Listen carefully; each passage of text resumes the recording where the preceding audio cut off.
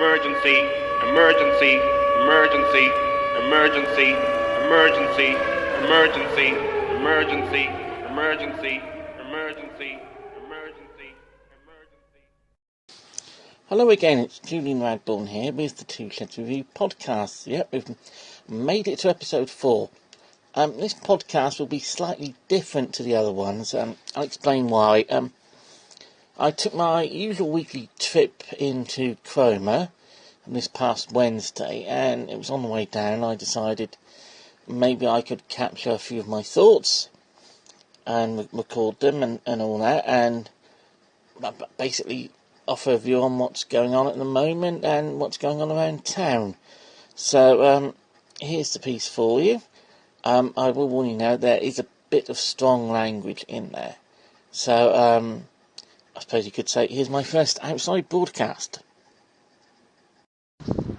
Right, as I'm recording this, I'm standing in the churchyard in the middle of Cromer town centre. It's quite a lovely day, really. It's not too hot, not too cold.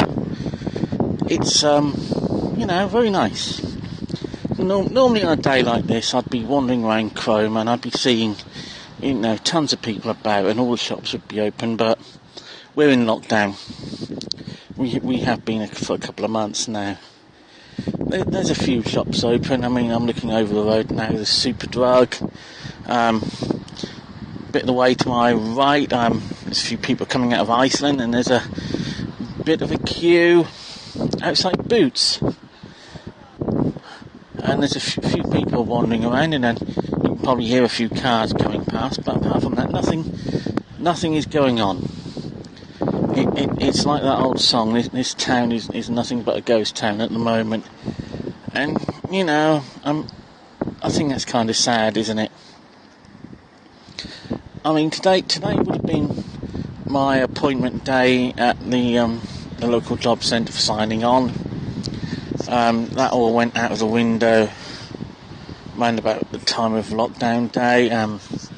Basically, they're paying my benefits without me having to sign on up until the end of June, I think it is. And normally after I've done that, I'd normally come into the town and have a bit of a wander around. I like to look around charity shops because, like everyone else, I like a bargain, and I like to look at the books and the DVDs and see if there's anything cheap I can pick up. A lot of my DVD collection and my book collection, for that matter, have come from charity shops, as have most of the clothes I'm wearing now, actually, including this t-shirt I'm wearing with a facade of Gene Simmons from Kiss on the front, wanting people to join this Kiss army. Well, like I said, we've had to put all of that on hold for the past couple of months. It is really sad, isn't it? And yet there's some people in this world who want us to return to how things were straight away. Frankly, I think that's a mistake. That really is. I mean, we apparently know a lot about this virus, but we don't know everything. I mean, someone posted on Facebook the other day that during the big flu pandemic of, just over 100 years ago, about 3-4 million died in the first wave, and in the second wave, it was about 5 times that. Now, if we return to basically how we were before, we're probably risking a hell of a lot. We really are. I don't think life is going to return to how it was before. I really don't. Not for a while, anyway. It is really like one of those dystopian movies that I've enjoyed over the years, and it's ironic I talk about life and all that at the moment, because just passing me now is an ambulance. There's no sirens going or anything, as you can hear. But I think that pretty much sums it up, considering I've just seen an ambulance, and a few minutes before a hearse came driving past me. The hearse was empty, and hopefully the ambulance is empty. Life isn't going to go back to normal how it was. It really isn't. Well, I'm going to go off and do what I have to do. But as I said, life isn't going to go back to normal, is it? Not for a while, anyway. So now I'm standing in a doorway of an Indian restaurant, Masala Twist. They got into local news a while back when travellers ran amok during the building. Opposite me is the Meadow Car Park. It's one of the biggest car parks in Cromer, along with the Cadogan Road Car Park. It's more or less right in the middle of town. And the reason I'm looking here is because every Monday they've started doing coronavirus testing here. As far as I know, it's the only place in town where you can have a test done, obviously. Well, apart from that surgery on Mill Road. The car park's virtually empty. There's one car there, and I think that's going to leave in a moment because the man's just walking over to it.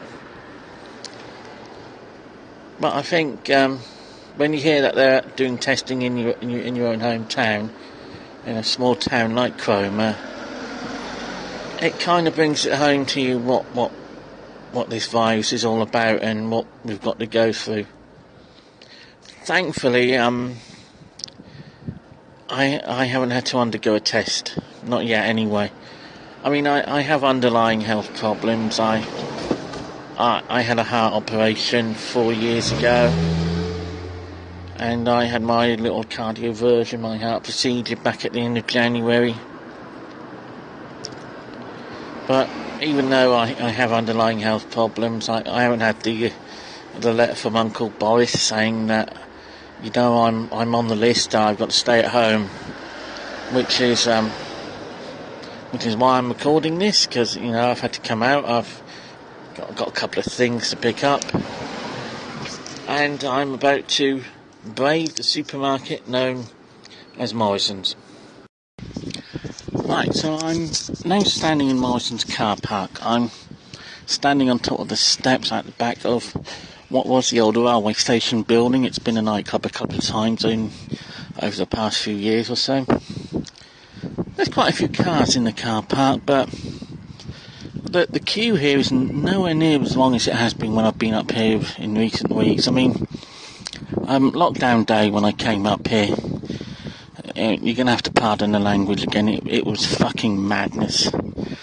I mean, if you recall, in the days leading up to the lockdown, people were going away on day trips to tourist resorts and all that.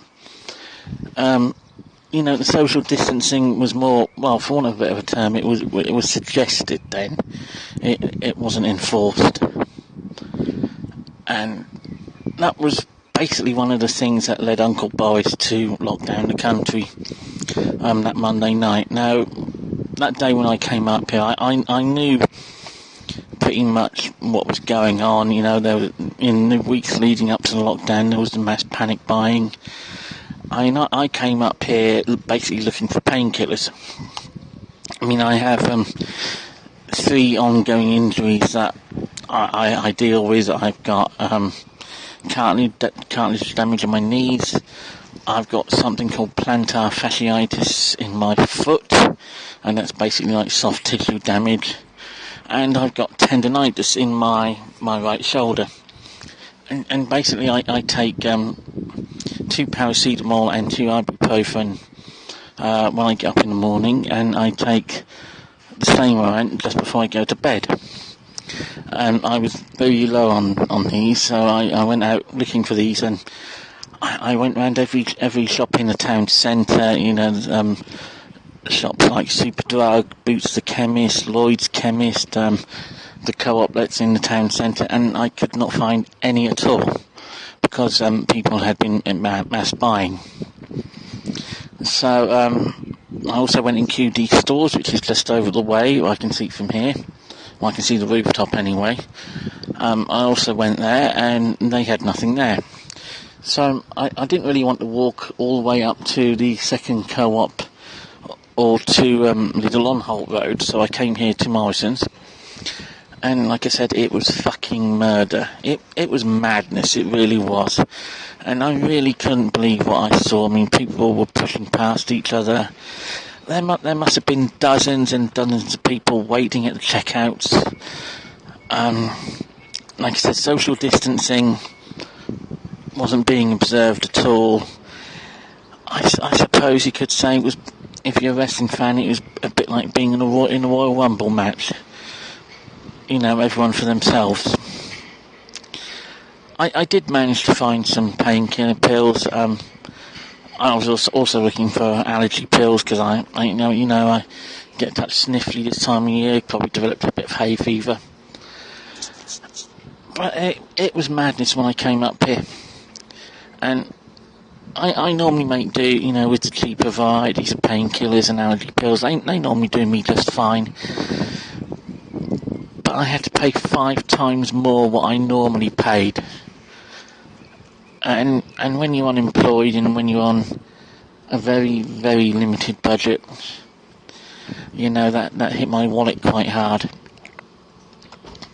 And, you know, it was that night when the government announced the lockdown and shops closing and all that I wrote that piece that went on my blog. Lots of swearing in that piece. I basically was having a go at the Daytrippers and basically telling them, you know, fuck you and the cars you drove in on. Play on that old saying. So I'm just about to go into Morrisons to see if I can get what I need. And like I said, there's no big queue there, so hopefully it won't take me that long.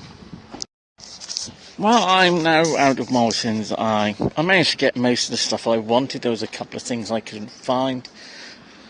It wasn't as busy as I thought it would be. But then again, you know, there were a few things that I did find a bit annoying. I mean, it's like social distancing. Some people don't really seem to know what that means. I mean, I tried to observe the rules and all that, but it was very difficult to do at times. Especially when you're standing there looking for a certain item, and there's a person who's slowly sidling their way up to you, you know, and it's like they just don't know how big 2 meters is. Apart from that, it wasn't as bad as it was on lockdown day, and it's not as bad as it has been in the past few weeks. You know, you're going to get some idiots in shops. You always do. You know, I've encountered a fair few whilst working in the retail industries, going back 25 years. But like I said, if the general public wants this lockdown thing to go, if they want to see the restrictions eased, then they're going to have to play by the rules. It's as simple as that. This coronavirus is going to affect our lives for God knows how long. But if we're just going to sort of like jump back into the way things were, but before this virus thing happened, and I think there's going to be a lot of trouble. There really is. One other thing I did notice, well, I saw several times while I was in Morrisons. If you see the ads for supermarkets these days, a lot of them recommend that one person from the household goes on their own. And I lost count of the number of couples I saw there, you know, mothers and daughters and that sort of thing. And that's another thing, you know, people need to play by the rules. And perhaps if the people aren't going to play by the rules, then the security teams that you see in the supermarkets and the management just need to, you know, politely go up to these people and remind them of the situation we're in and remind them that only one person from the household is meant to be there. That's something that's definitely lacking, and that's something that the supermarkets could work on. Apart from that, there wasn't really much else to report. So, I think I'll leave it there. See if I can find a taxi outside the church when I walk back into town. So what conclusions have I drawn from this little outside report, this little outside broadcast that I've been doing? Well, it's quite simple, really. Society has a long way to go. It has a long way to go before this virus thing ends. I mean, I try to observe social distancing, I really do, but it's hard to do when others don't do it. I mean, for instance, if I see someone walking towards me, if I can, I cross the road. But if someone sees me walking towards them, they don't do that. It's also the same when you go into a place like Morrisons. I mean, you stand there waiting for these people to, finish what they've got to do, and they seem to take all day. And they don't seem to acknowledge that you're there. That, you're trying to be socially distant and you have things that you want to do before you can get back home. And also, like I said before, it's hard to be socially distant in a place like a supermarket or shop when others don't observe the rules. Like I said, I try my best, I really do, and I know what's at stake, and we should all know what's at stake. And like I said, if we release this thing too early, we go back to how we were, we're going to be screwed. So I suppose the moral of the story of this little report is, no matter what's going on at the moment, no matter what's happening in the world, we should all try and do our bit and follow the rules and follow the guidelines. I mean, they're there for a reason. They're there to help people and to hopefully save lives. And, I admit I'm a little bit guilty for not following the rules a little bit. The social distancing thing and all that. But a lot of people, and possibly you, the listener, are just as guilty as me. We have to follow the rules. It's going to cost us. It might cost us our jobs, it's going to cost the economy a hell of a lot, but if we go back to how we were too early, we're going to lose a hell of a lot more. As a little postscript and an addition to what I just said, as I sat on a wall listening back to what I'd said, a woman walked past me. Social distancing didn't seem to be on her agenda at all. She was about a foot or 2 foot away from me. And as I walked into town, I saw, a few people who looked like Daytrippers. They were looking in shop windows. They didn't have any bags with them or anything at all. So they obviously hadn't been out to do any shopping. They weren't going in the direction of any grocery shops or anything like that.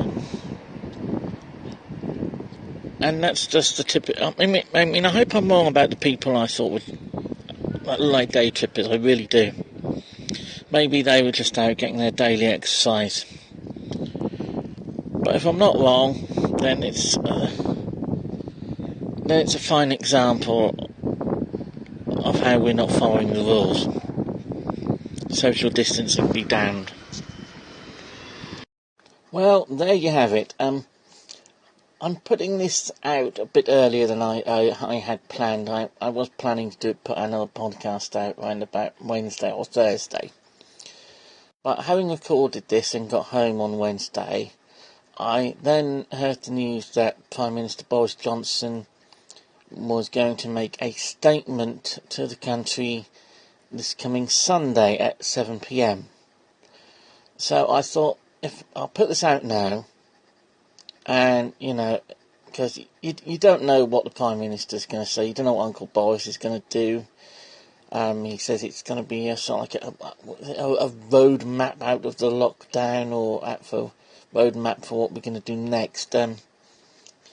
There's been the usual speculation from the press, and the usual questions in the daily briefings, sort of like, can we go outside yet? Can we go outside yet? In truth, none of us know what's going to happen. We can speculate until the cows come home. But, like I said, we don't know what Uncle Boris is going to do on Sunday. The only thing we can do is sit down in front of our televisions or whatever, or turn our radios on at 7 p.m. on Sunday to hear what he has to say. Hopefully it will be good news. But there's a big part of me that thinks that maybe we need to keep this thing going for a while yet.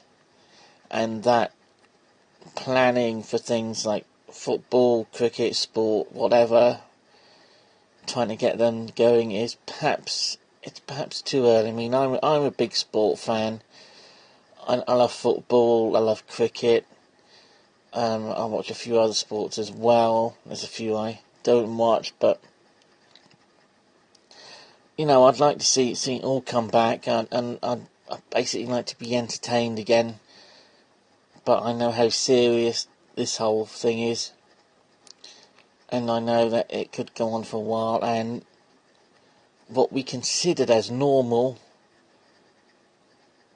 probably isn't going to return for a while.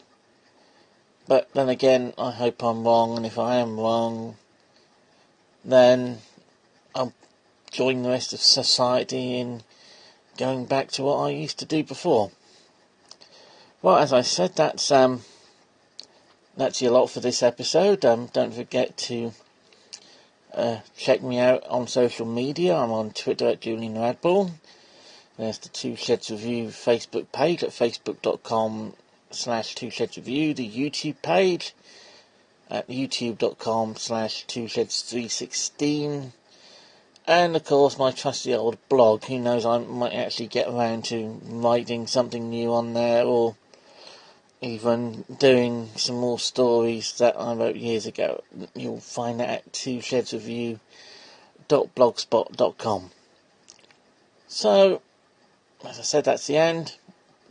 Thanks for listening, and no matter what PM says on Sunday night, I hope you all keep well. Bye.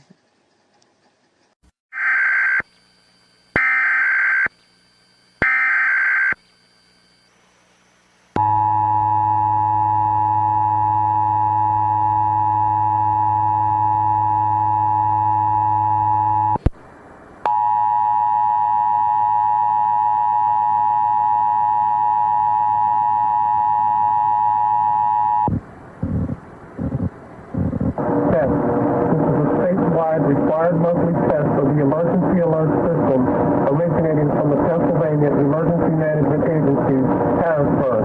Satellite upgrade truck number 3.